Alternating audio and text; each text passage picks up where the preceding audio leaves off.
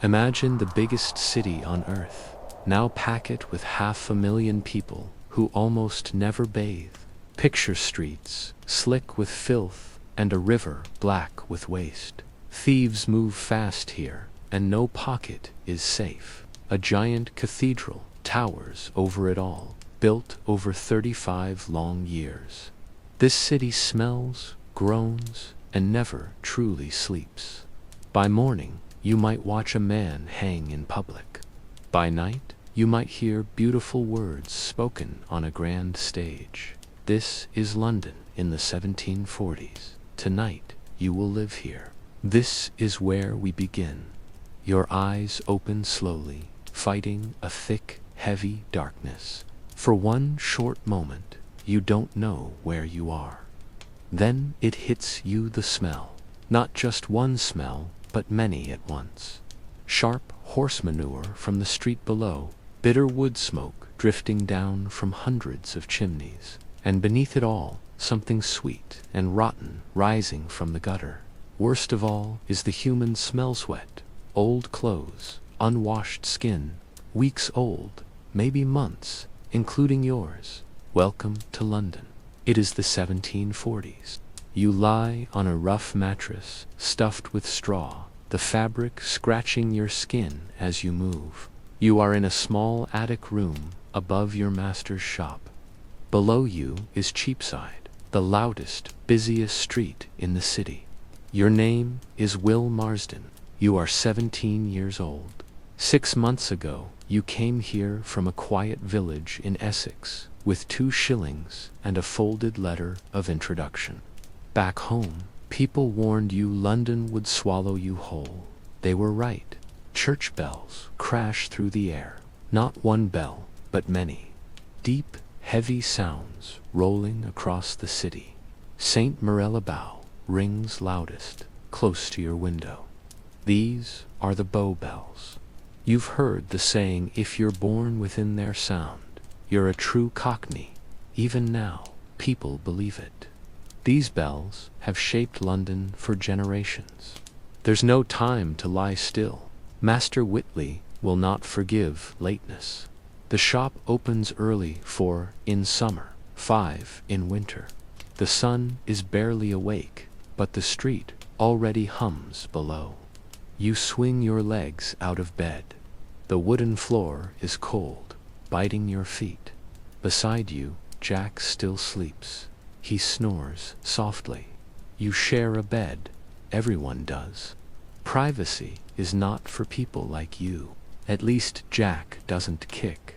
You splash water from the basin onto your face. It's freezing and not quite clean.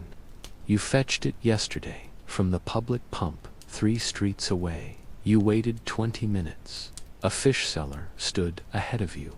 A man behind you complained about candle prices the whole time. Water does not come to your home. You carry it, bucket by bucket.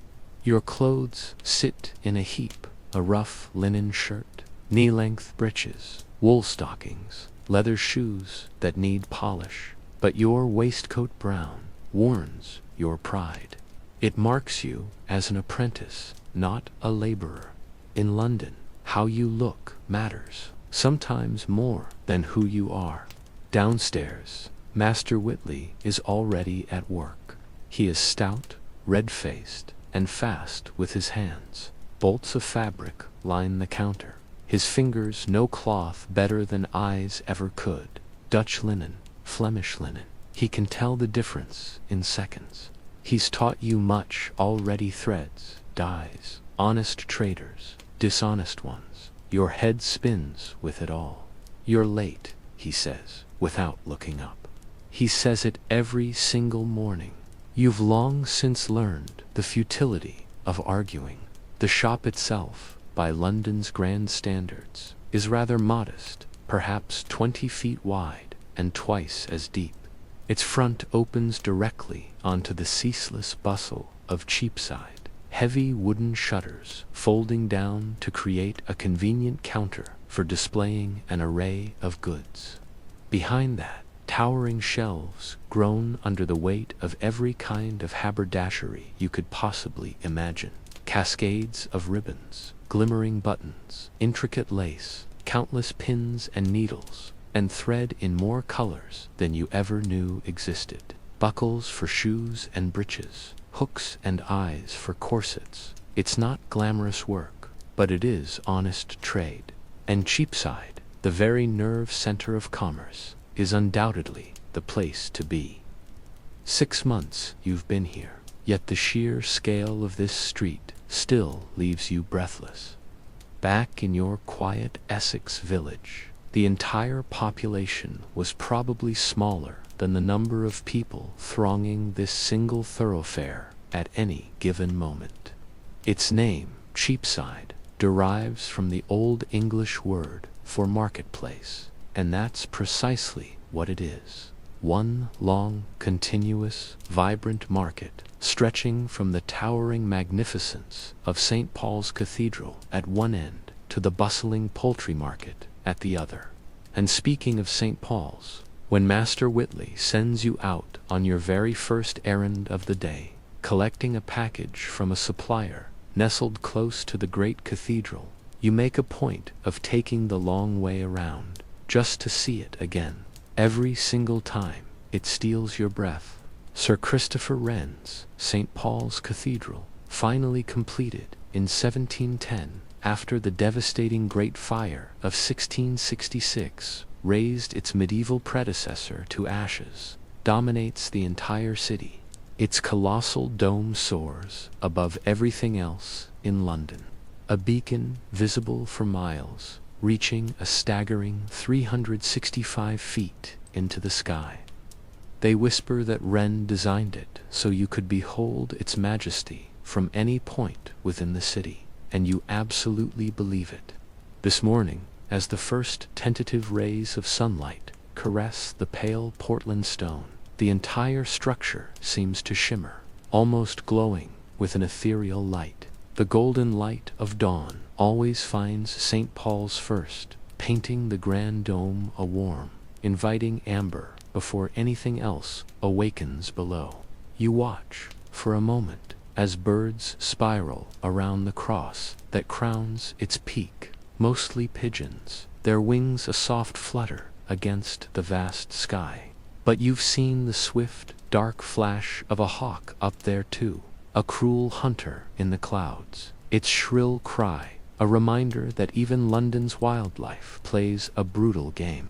You stand there, a country boy from Essex, gazing at this towering marvel, the greatest church in England, perhaps the entire world. The men who laid its colossal stones were still alive when you were born. Your own grandfather might have watched them hoisting the massive blocks into place. It's that recent, that real, this tangible link to a grand history. But time waits for no man, and certainly not for you. The package won't collect itself. The broad avenues and narrow lanes spilling out from St. Paul's are already a churning tide of humanity. When I speak of crowded in Georgian London, you must understand this isn't merely weaving through people on a polite pavement. This is unbridled chaos. This is constant, low-level survival. True sidewalks are a rarity. A few grander streets boast raised footpaths, but elsewhere you're plunged into a shared melee.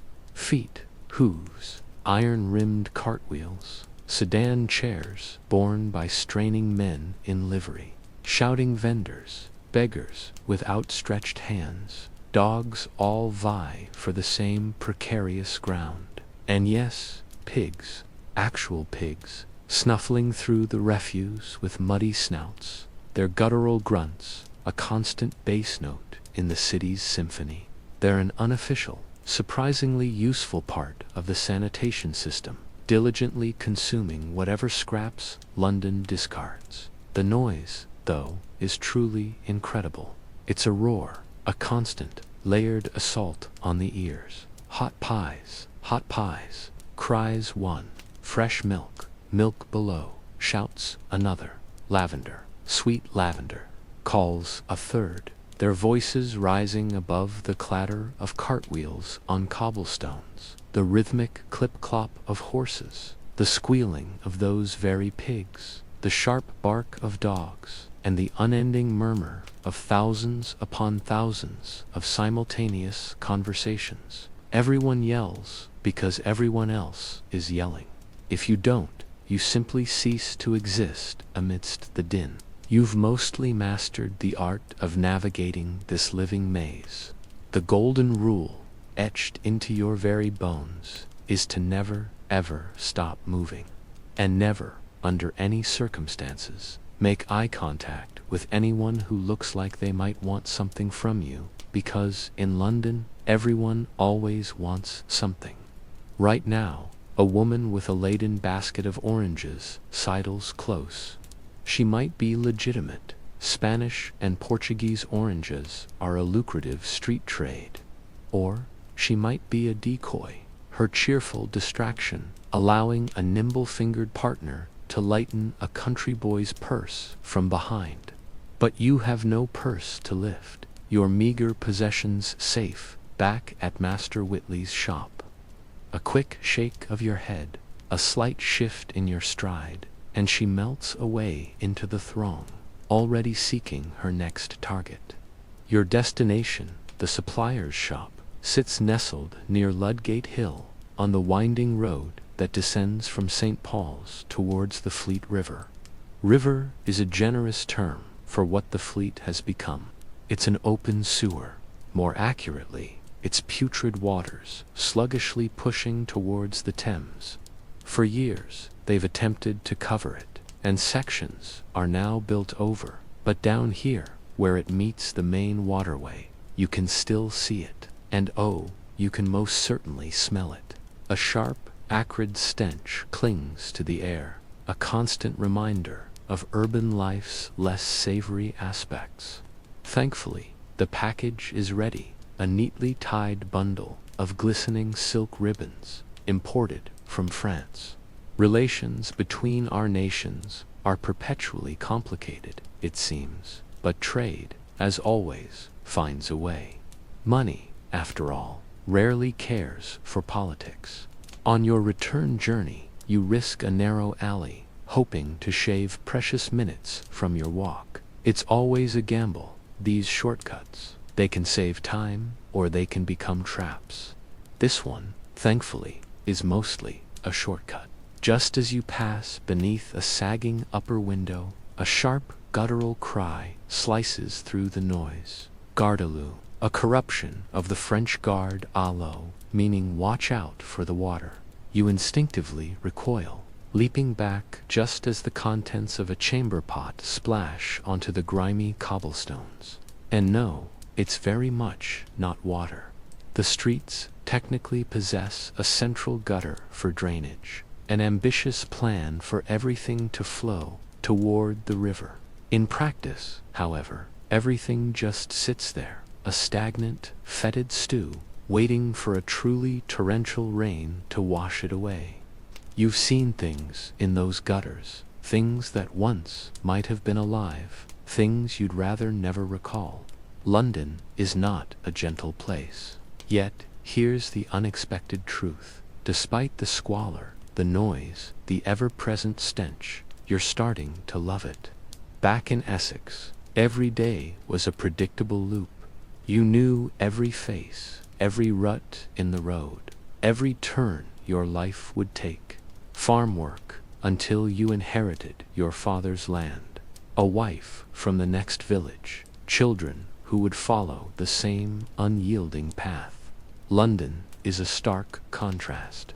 London is possibility, a dizzying array of choices and chances. That silk merchant, for instance, began as an apprentice just like you, and now commands 3 properties across the city. The spirited owner of the coffee house on Cheapside arrived with only the clothes on his back. A sailor who jumped ship 2 decades ago.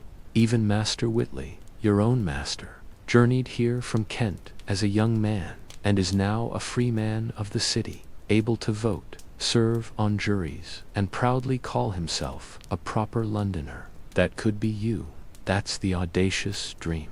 7 years of apprenticeship, a relentless grind of learning and service. Then you become a journeyman, earning wages for your skilled hands. Save enough, prove your worth to the guild, and eventually, if fortune smiles, you can establish your own shop, become a master yourself, take on your own apprentices, build something tangible, a legacy. It happens. It actually happens here.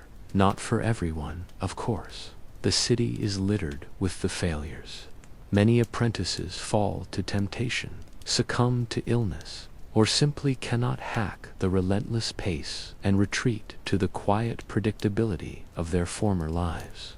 But some, a precious few, make it. And this bustling, brutal, brilliant city is the only place in England where making it is even a possibility. The package delivered, you return to the shop just as the morning rush truly blossoms. Cheapside is legendary for many things, but most of all, it's famous for shopping. This is where London comes to buy. The shops are an organized chaos, arranged roughly by trade. The haberdashers dominate one long stretch, the goldsmiths glitter in their own distinctive section, and the mercers, dealing in finer, richer fabrics than the haberdashers, claim another. If you could just find your way, the morning rushes past in a blur, a whirlwind of unfamiliar faces, frantic haggling, and the rich, dusty scent of 1,000 different textiles unfurling across the rough wooden counter. You find yourself immersed in a rhythmic dance of commerce, selling lengths of vibrant ribbon, sturdy buttons, and small, glimmering packets of French pins. Each purchase wrapped in simple brown paper, secured with a precise knot of twine, feels like a small victory. Twice, you grab the heavy broom, sweeping away the inevitable grime and dust that settles so quickly on Cheapside, a testament to Master Whitley's exacting standards and the ceaseless churn of the city. Your feet ache, a dull throb that you've learned to ignore, a small price for this dizzying education. Around 10 o'clock, just as the hollow ache in your stomach begins to loudly remind you that breakfast was a distant memory, Master Whitley's gruff voice cuts through the shop's clamor. "I need you to go to Southwark," he states, a pronouncement that sends a small shiver down your spine. Southwark. That means crossing the great, churning Thames, a prospect you've carefully sidestepped thus far. To reach it, you face a stark choice. Either shell out precious coin for a waterman's boat, money you simply don't possess, or brave the formidable stretch of London Bridge, a place whose very mention carries a certain weight of apprehension. "There's a merchant on Tooley Street," he continues, his words cutting short your silent contemplation. He hands you a small, worn leather pouch, its contents clinking softly. His name is Cornelius Pratt. He deals in bone buttons. These, he gestures to the samples within, are what he sent over last week. Tell him the quality is acceptable, but the price, mind you, is nothing short of robbery. Offer him 2/3 of what he's asking. He'll counter, naturally. But don't you dare go above 3/4. His gaze fixes on you, sharp and expectant. 3/4, you echo, the words firm on your tongue. Not a penny more. He nods, a flicker of approval in his eyes. "Good lad, and take the bridge. Those watermen are thieves, every last one." So, the decision is made. The bridge it is. You step out from the relative order of the shop and into the vibrant chaos of Cheapside, turning east. The air immediately shifts, carrying the mingled aromas of baking bread, damp earth, and the faint, coppery temps of animal blood. You pass the elegant gold gilding of the goldsmiths' shops, the silken whispers from the mercer's windows, their displays shimmering with rich fabrics. The street narrows perceptibly as you approach the poultry, a bustling, cacophonous stretch where chickens, ducks, and geese, both live and freshly slaughtered, fill the stalls. The clamor of squawking birds blends with the butcher's calls, and the heavy, earthy scent of feathers and entrails hangs thick in the morning air, a visceral reminder of where your dinner truly comes from.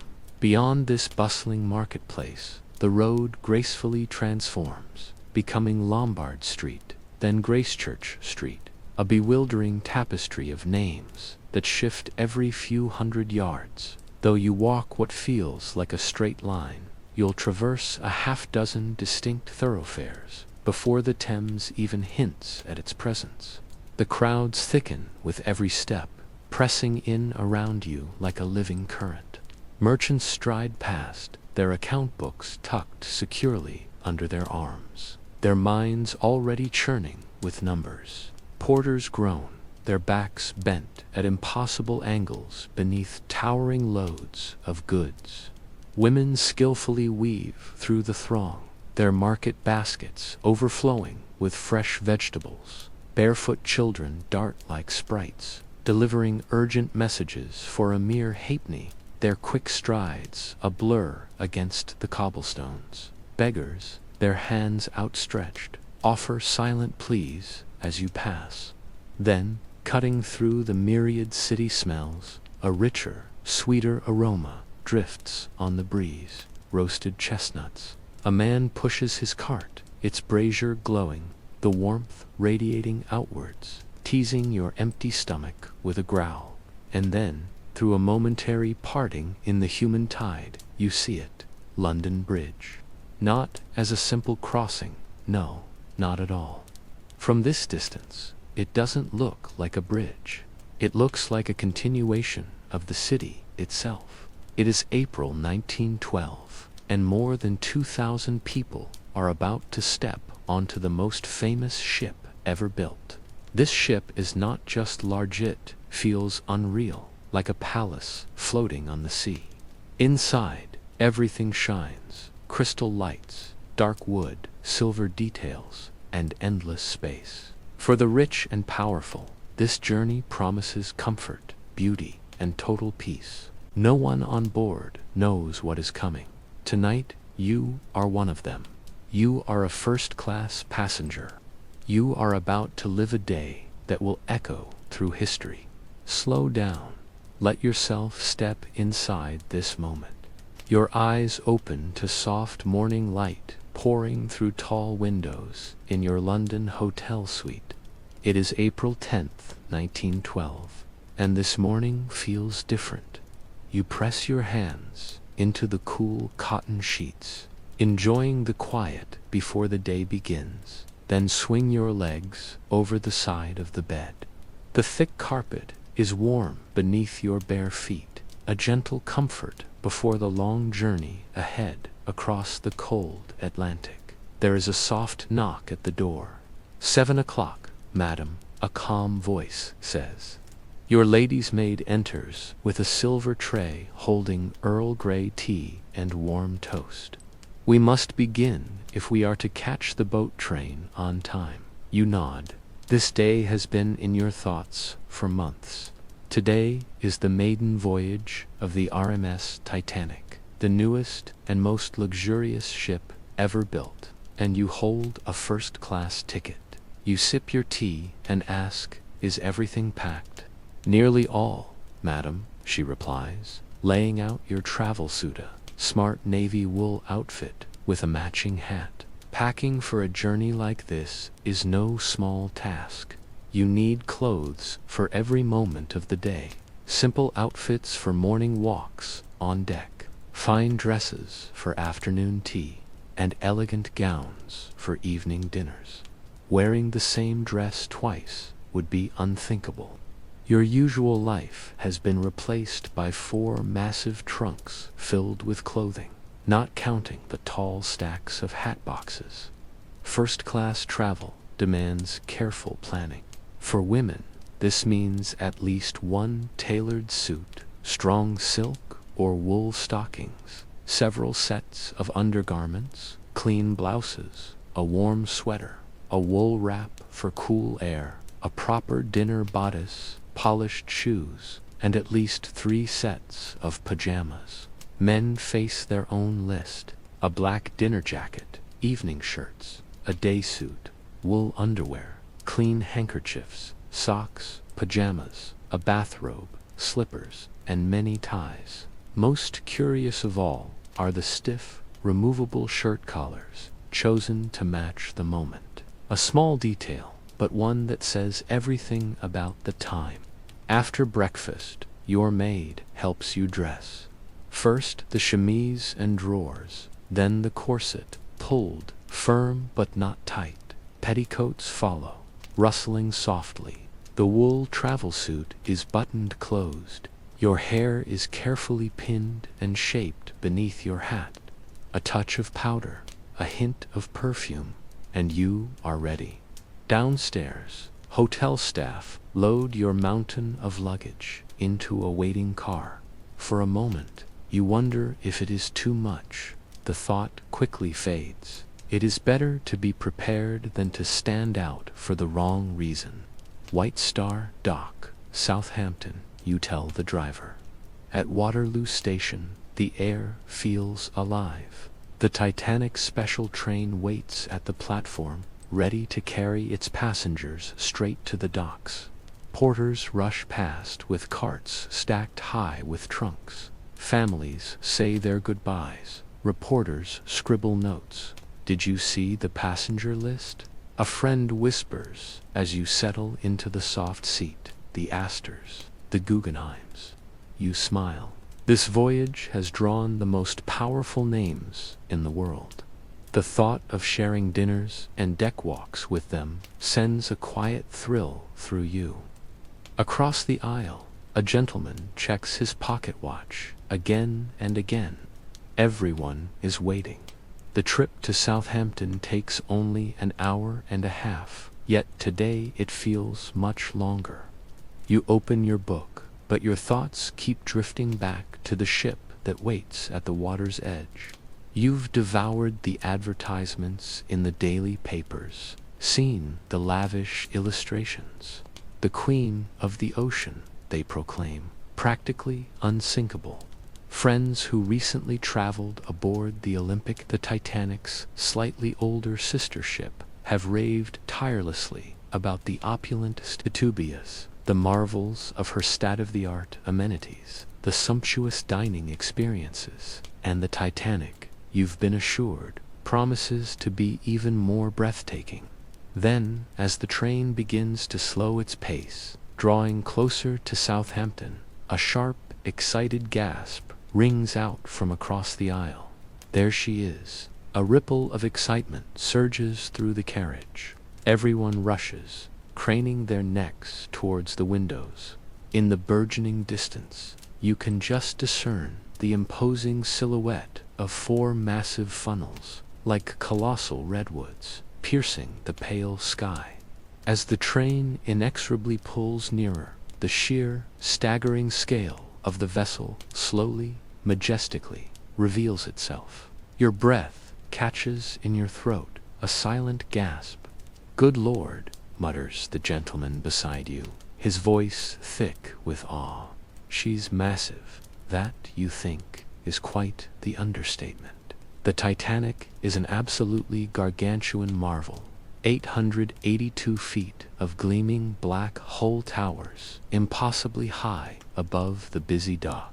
Her pristine white superstructure, crowned with those distinctive buff-colored funnels, their tops tipped in smart black.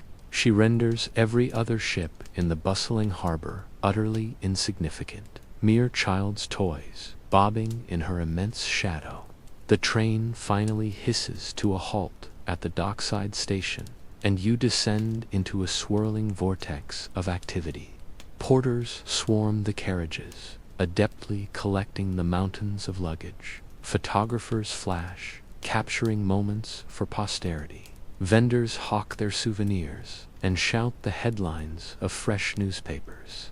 The air itself is a heady cocktail of coal smoke, the sharp temps of salt water, and an electrifying current of collective excitement. You know, they're saying she cost $7.5 million to build, your friend remarks, her voice just audible above the din, as your own steamer trunks are efficiently loaded onto the dock, onto a cart. Can you imagine? That was a treasure trove, equivalent to an astonishing $210 million in today's money. But honestly, as your gaze sweeps up the colossal, shimmering sides of this floating palace, it feels almost like a bargain for the privilege of sailing aboard her. The White Star Line, with a meticulousness akin to military precision, has orchestrated every detail. Your steamer trunks, those vital companions for a grand voyage, are already expertly sorted. The ones you'll need on board are destined straight for your sumptuous stateroom, while those deemed unnecessary for the crossing will be securely tucked away in the ship's cavernous hold, awaiting your arrival in New York. You spot small, neat, numbered stickers on each of your cases, a personalized touch bearing your name and cabin number, confirming their organized journey. And speaking of cabins, unlike the second and third class passengers who navigated lengthy, bustling inspection queues earlier, you find yourself gliding through a remarkably swift ticket check and customs formality. A crisp White Star Line official, impeccably uniformed, offers a slight bow as he escorts you towards the exclusive first-class gangway. Your stateroom is on B deck, madam, he announces smoothly, a hint of pride in his voice. One of our finest. This elevated walkway, unlike the crowded ramps thronged by lesser passengers, leads directly and discreetly to your deck, a separate passage designed for ease and elegance. As you step onto the dedicated gangway, you instinctively take one last, lingering look at the towering hull from the outside. The ship's sheer scale is breathtaking. You have to crane your neck, tilting back dramatically to catch a glimpse of the distant boat deck far above. A peculiar mix of exhilarating excitement and the slightest tremor of unease stirs within you at the monumental grandeur of it all. It's like walking into a building, not just boarding a ship. Your friend whispers beside you, mirroring your thoughts. You take a deep, anticipatory breath, the cool April air filling your lungs, and step across the threshold. The transformation is instantaneous, utterly dramatic. One moment, you are amidst the industrial clamor of the Southampton docks. The next, you are enveloped in what feels precisely like the grand corridor of an elegant English country estate or a supremely luxurious hotel.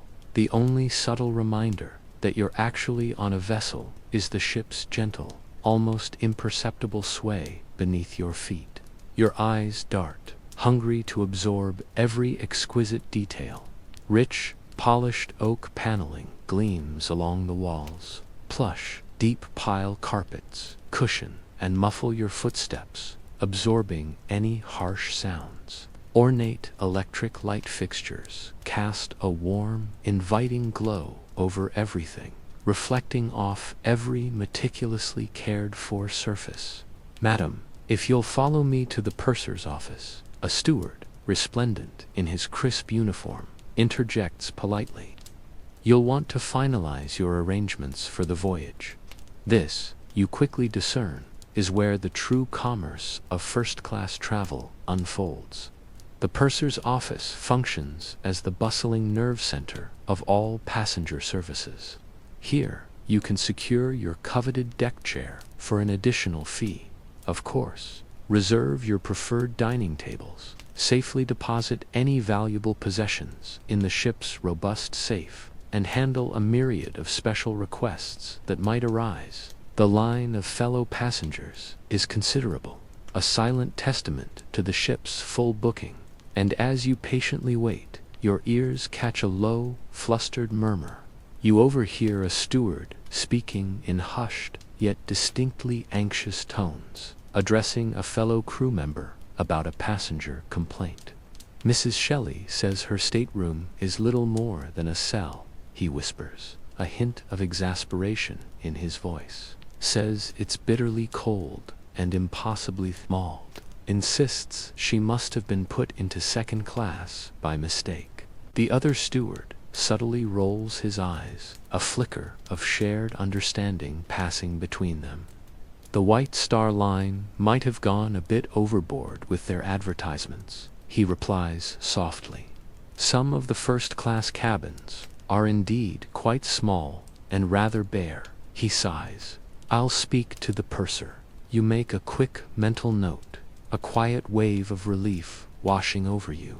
Perhaps your B-deck stateroom, promised as one of our finest, was indeed a wise choice, after all. With your essential arrangements now meticulously made and your most cherished valuables safely tucked away in the ship's strongroom, another steward materializes, ready to guide you to your private sanctuary. He leads you through a labyrinthine series of impeccably decorated corridors, each one a testament to the vessel's land-based luxury. If not for the occasional, almost imperceptible gentle roll of the ship, you might genuinely believe you were meandering through an incredibly expensive, sprawling hotel. "Here we are, madam," he announces, a proud flourish in his gesture. "Stateroom B64. The heavy door swings inward, and you step into what will be your elegant home for the next glorious week. Unlike some of the more basic first-class accommodations, yours is a haven of true luxury. The room is exquisitely decorated in the refined Louis XV style, with delicate white and gold moldings tracing the walls, adding an air of regal charm. A comfortable, inviting bed, adorned with the finest crisp linens, dominates one wall, promising restful nights. You notice a small, exquisitely upholstered sofa in rich silk damask, a polished writing desk for correspondence, a gleaming marble-topped washstand, and ample closet space to house your extensive wardrobe. Something unusual catches your eye near the bed, an electric heater. Such a marvel of modern convenience.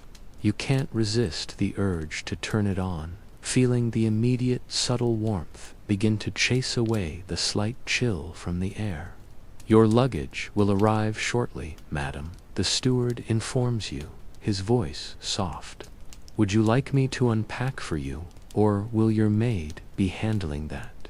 Before you can even formulate a response, a brisk knock sounds at the door. It's your friends from the train, their faces flushed with infectious excitement, practically buzzing with anticipation. You simply must come up to the boat deck. They insist, their voices bright with urgency. They're about to cast off, and everyone's gathering to wave goodbye.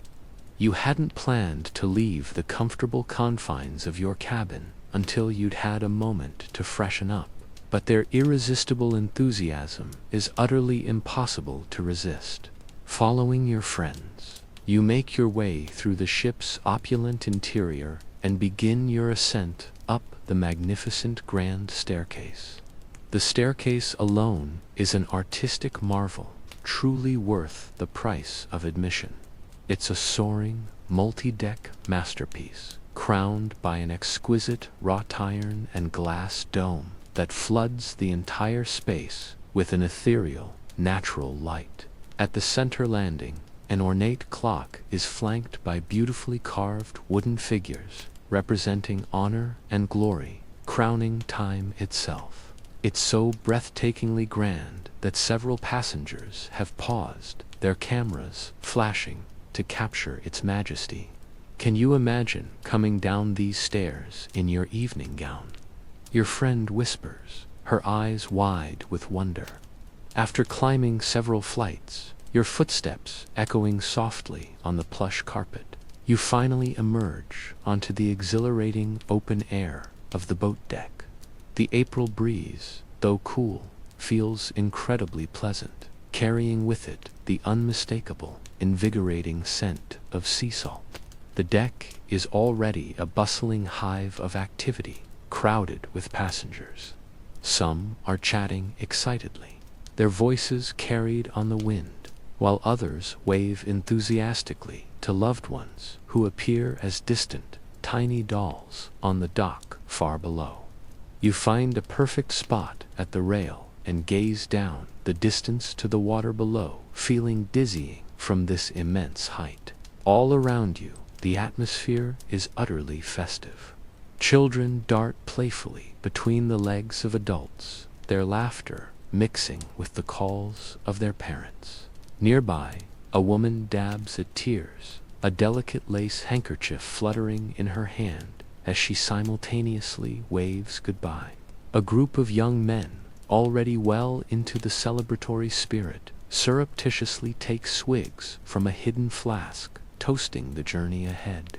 I heard they delayed the departure, someone near you says, a low murmur, something about a near collision with another ship. Indeed, there seems to be a slight commotion.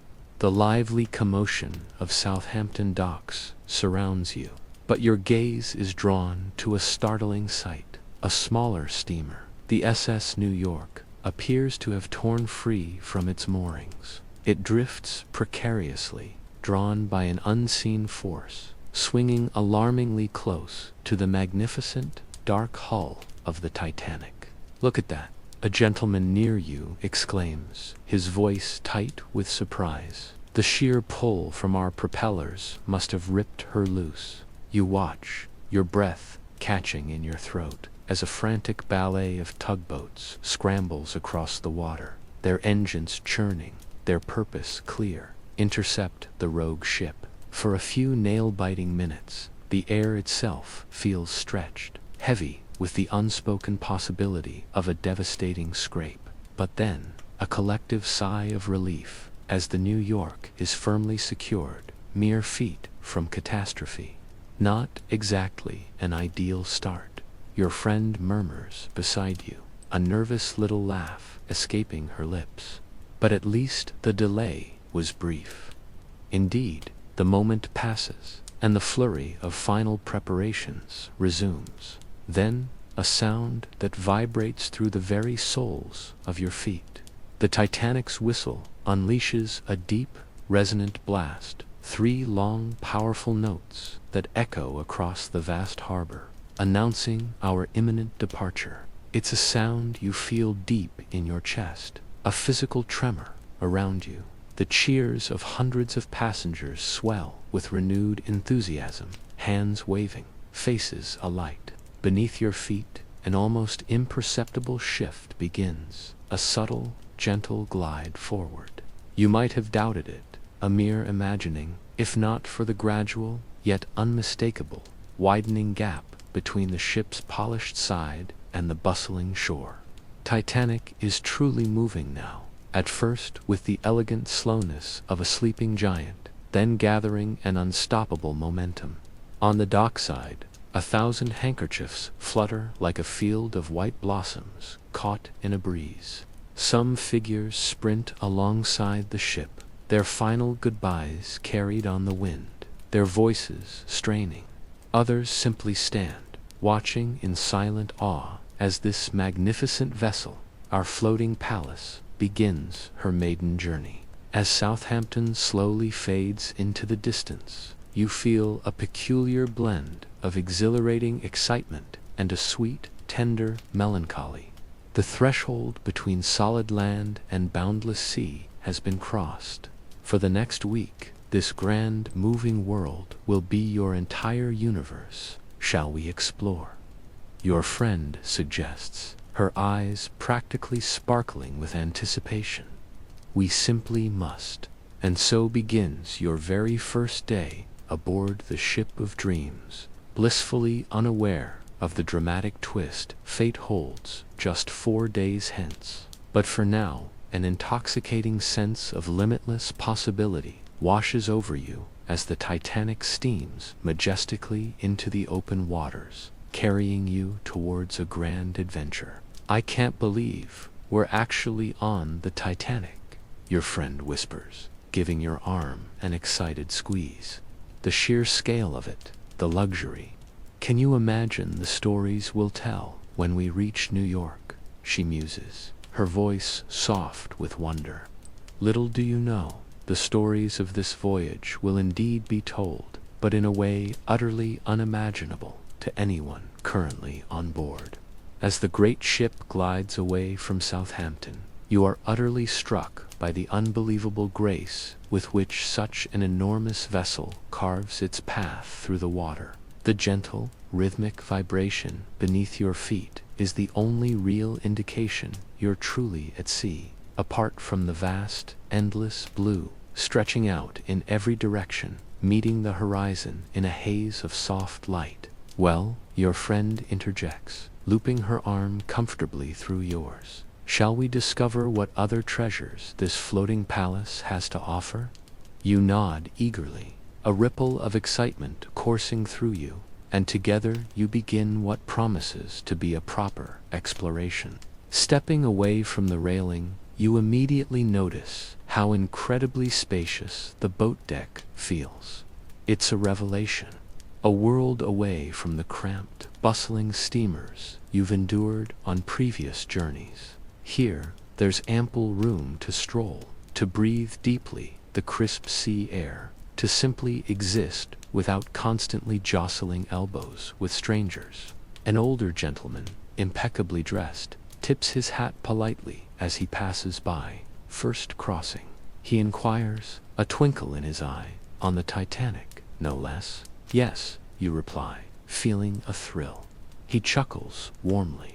"Though I sailed on the Mauretania last summer, you'll find this quite the upgrade, madam. I was on Olympic just last year. Same superb design, but they've certainly added some lovely touches to her sister here.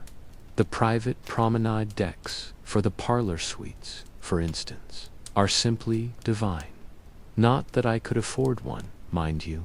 As he continues his stately progression, your friend leans in conspiratorially, a soft whisper brushing your ear.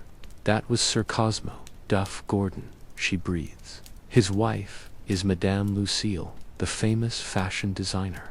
Already, you're brushing shoulders with society's elite.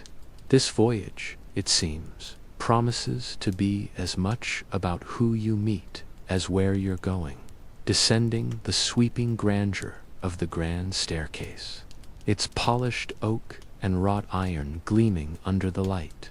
You pause on a deck where magnificent double doors beckon, leading into the first-class lounge. You can't resist a quick peek inside. The room is utterly spectacular, a vision of refined elegance, decorated in the lavish Louis XV style, with ornate white and gold paneling tracing the walls, deep plush carpets underfoot, and delicate gilt-edged furniture arranged in inviting, intimate groupings. A magnificent electric fireplace, surprisingly modern for a ship, dominates one wall. No actual flames at sea, of course. Tall, arched windows flood the space with soft, natural light, while countless crystal chandeliers hang, poised to sparkle and illuminate elegant evening gatherings. This is where the ladies will typically retreat after dinner. Madam, a passing steward explains, noticing your appreciative gaze and offering a polite, knowing smile, while the gentlemen enjoy the smoking room. You quirk an eyebrow, slightly amused. "Separate spaces, you ask?" "A tradition of shipboard etiquette, madam," he replies smoothly, his smile unwavering, "though of course no one would stop you if you preferred to join the gentlemen. Times are changing, after all." "Indeed, times are changing," you muse, "perhaps not quickly enough for your own modern sensibilities, but you're not here to challenge social conventions. At least, Not on your very first day. Moving on, you discover the reading and writing room, a wonderfully serene space, meticulously designed, with the ladies in mind. Several women are already settled in comfortable wing-back chairs, their heads bent over letters, their pens scratching softly, or engrossed in novels borrowed from the ship's extensive library. Just think, your friend muses, her voice hushed. In a few days, we'll be sending wireless messages from the very middle of the Atlantic. What on earth would our grandmother say? She laughs, adding, mine would probably call it witchcraft. You laugh too, then declare, well, I demand to send one myself. The Titanic's wireless room, you soon find, is a hive of activity, crackling with energy. At $1 a word, messages are certainly not cheap. Yet that hasn't deterred the wealthy passengers from sending announcements of their presence on this historic voyage, broadcasting their arrival to the world. Your tour continues, leading you past the charming Café Parisien, a delightful spot designed to evoke the relaxed ambience of a Parisian sidewalk cafe, complete with elegant wicker furniture, potted plants, and trellises climbing the walls. It's an innovative space for a ship, offering a wonderfully casual alternative to the more formal dining saloon. We simply must take tea here tomorrow, your friend insists, her eyes bright with a new resolution. As you wander, the sheer scale of the ship becomes even more apparent. The corridors seem endless, each turning revealing another elegantly carpeted passage or a grand, sweeping stairwell. It would be incredibly easy to get wonderfully lost within this labyrinth of luxury, if not for the ever-present, helpful crew members stationed strategically throughout. Excuse me, you ask one such steward, noticing a discreet sign, but is that the squash court I've heard about? Yes, madam, he replies, his voice crisp, down on the lower deck. Indeed, one of the only squash courts at sea. 2 shillings per game. Rackets and balls are provided, and the physical instructor will even play as your opponent if you wish. You make a mental note to perhaps try it later in the voyage. You've never played. Speaking of unique opportunities, you'd caught whispers, a hushed marvel, about the ship's swimming bath. An actual pool, they say, a grand cavern of heated salt water nestled deep within the colossal hull. Shall we find it? You suggest, your voice light with intrigue. The notion of a pristine swimming pool, churning gently with the ship's rhythm, feels like an exquisite secret. Your quest takes you deeper, a journey through polished corridors that hum with unseen machinery. Down towards F-deck, you feel the subtle vibration of the mighty engines beneath your feet. On your way, you glimpse the gymnasium, a vibrant space requiring its own ticket through a polished porthole. Through the glass, you discover an array of the latest exercise contraptions, gleaming rowing machines, sturdy stationary bicycles, and, most bizarrely, electric horses and camels designed to mimic the thrill of a real ride. Look, your companion breathes, a soft whisper next to your ear, pointing. You follow their gaze to a woman, elegantly poised in a practical divided skirt, astride an electric camel that dips and sways with surprising realism. Mrs. Astor, your friend murmurs, recognizing the illustrious Madeline Astor, wife of the incredibly wealthy John Jacob Astor IV. She handles the mechanical beast with an almost regal composure, while a trim instructor in crisp white flannels stands attentively nearby, offering gentle words of encouragement. Honestly, that camel looks absolutely ridiculous. A confident voice pipes up from directly behind you. You turn, surprised, to face a young woman, perhaps your own age, a sparkle of amusement dancing in her eyes. I tried it yesterday on the Olympic, she confides, a wry smile playing on her lips. Felt nothing like actual camel riding. Believe me. Your friend's eyes widen. You've ridden real camels? Oh yes. Egypt, last winter. A far dustier affair, I assure you. She extends a firm hand. Margaret Brown. My friends call me Maggie. Instantly charmed by her forthright American accent and self-assured demeanor. You and your friend introduce yourselves. Are you making your way to the swimming bath? She asks. I was just heading there myself. Remarkable, isn't it? How they've managed to keep the water from sloshing out, even with the ship's motion. Quite a clever feat of engineering. Accepting her warm invitation, the three of you descend further into the ship's depths, the air growing subtly humid and warmer as you approach F-deck. There it is, the magnificent swimming bath. You gaze, impressed, at the vast basin, 30 feet long and 14 feet wide, brimming with inviting, heated salt water that shimmers under the soft electric lights. A few gentlemen are already gliding through the tranquil surface, while attentive stewards stand ready with stacks of plush, fluffy towels. Ladies' hours begin at 2. An attendant politely informs you, a hint of apology in his tone. But you are welcome to reserve a private time. Right beside this aquatic wonder lies another of the ship's celebrated innovations, the Turkish baths. For an extra $1, first-class gentlemen can luxuriate in the steam, hot, temperate, and cooling rooms each morning. Ladies, like yourselves, have exclusive access between 2 and 5 in the afternoon. Worth every single penny, Maggie declares with a knowing wink. The cooling room alone, with its exquisite blue tiles and elegant teak furniture, transports you straight to an Arabian night. You completely forget you're even at sea. Your new American friend proves an absolute treasure trove of information. Her extensive travels on various ocean liners, making her an unofficial expert. As you all begin to ascend back through the ship's grand labyrinth, she effortlessly points out architectural details you might have missed, all while sharing delightful whispers of gossip about notable passengers. The Whittiners are hosting a private dinner party on the final night. She confides, conspiratorially, terribly exclusive. The invitations are absolutely the talk of first class.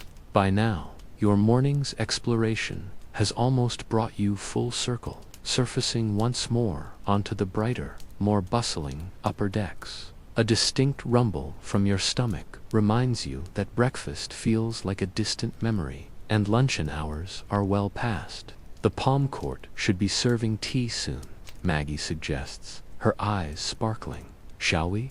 The Palm Court welcomes you, an exquisite space already aglow with the afternoon light. It truly is a tropical oasis in the heart of the Atlantic, lush with potted palms reaching towards the ceiling, and inviting rattan furniture arranged in intimate groupings. In a distant corner, a small orchestra plays melodies so softly they feel like a gentle accompaniment to the scene. Stewards glide with practiced efficiency between tables, their silver trays laden with steaming pots of tea, delicate finger sandwiches, and irresistible pastries. You choose a table by the expansive windows, settling into the plush cushions as you watch the green coastline of England slowly, inexorably shrink into the horizon. The tea service is, of course, impeccable, gleaming sterling silver, fragile fine bone china, and linen so crisp it practically crackles as a steward unfolds it across your lap. Maggie lifts her teacup, her eyes sparkling. To new friends, she proposes softly, and new adventures, you clink your cups gently. As you sip your fragrant Darjeeling and nibble on a perfectly cut cucumber sandwich, conversation flows with delightful ease, touching on shipboard observations and exciting plans for New York. Maggie, you discover, is returning from an extended European tour, and her mind is a rich tapestry of adventures and anecdotes from across the continent. Did you hear we'll be stopping at Cherbourg this evening? She casually mentions, her voice low, and Queenstown tomorrow. Then it's open ocean, straight to New York. A quiet admission escapes you. I'd almost forgotten we weren't properly at sea yet.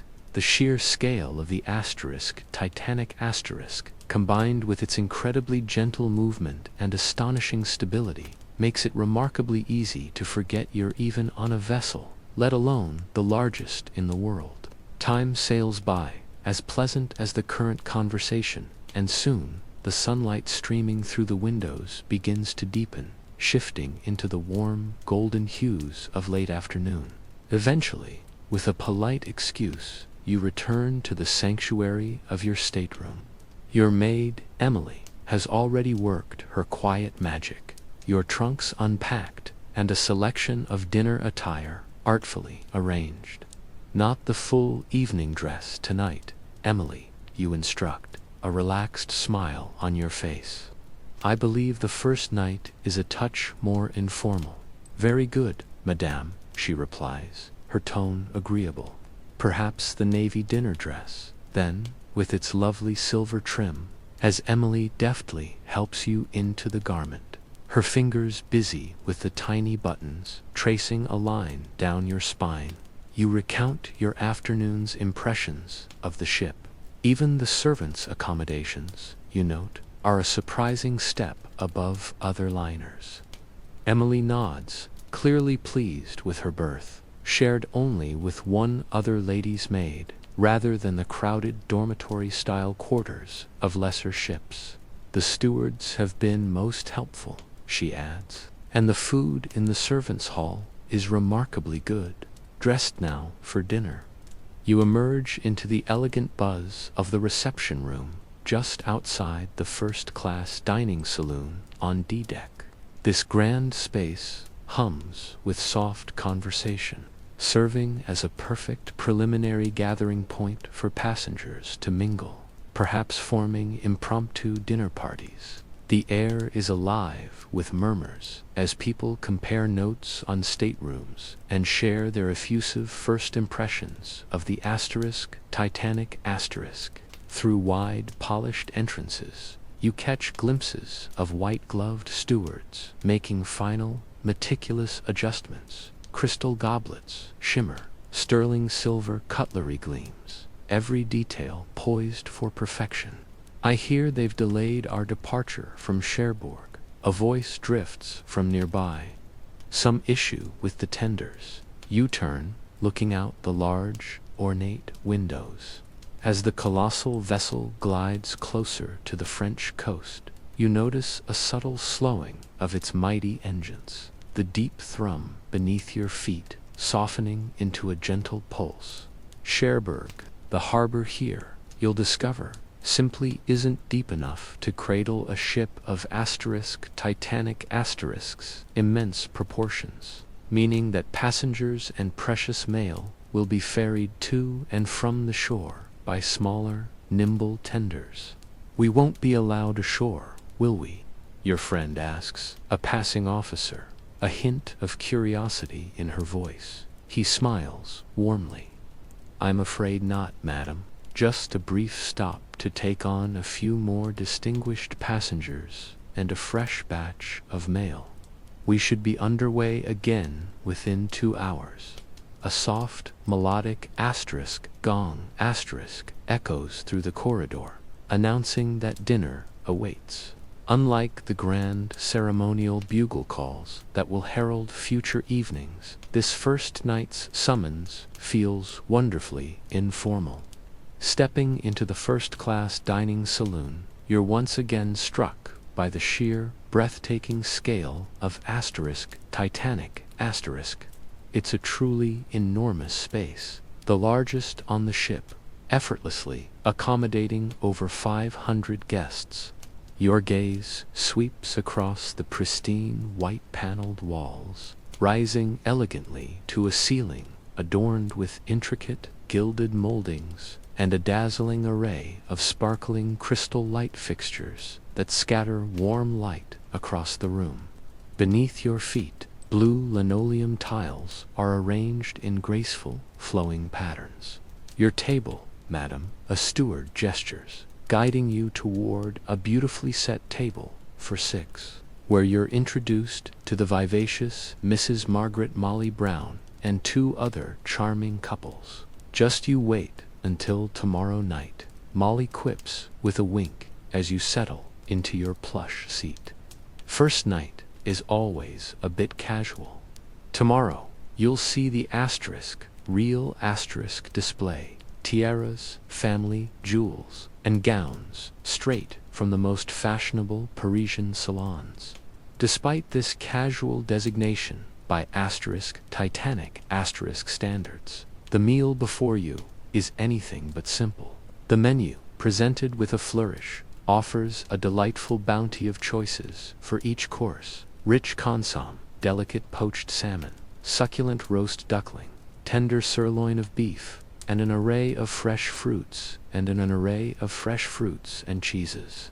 Each dish, a miniature work of art, is presented on pristine white starline china, its elegant blue and gold border gleaming under the crystal lights. Throughout the meal, a wonderfully relaxed atmosphere prevails. The men, still settling into their new surroundings, have foregone the full evening dress and tails, opting for less formal jackets, while ladies have chosen simpler, yet still elegant, gowns over their most elaborate creations. It makes sense, you reflect, as many passengers are still finding their bearings, and some are, at this very moment, boarding in Cherbourg.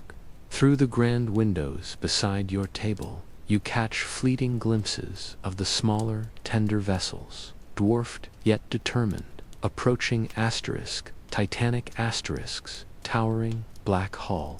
The SS nomadic specially designed to ferry first and second class passengers, looks almost like a child's toy beside this floating palace.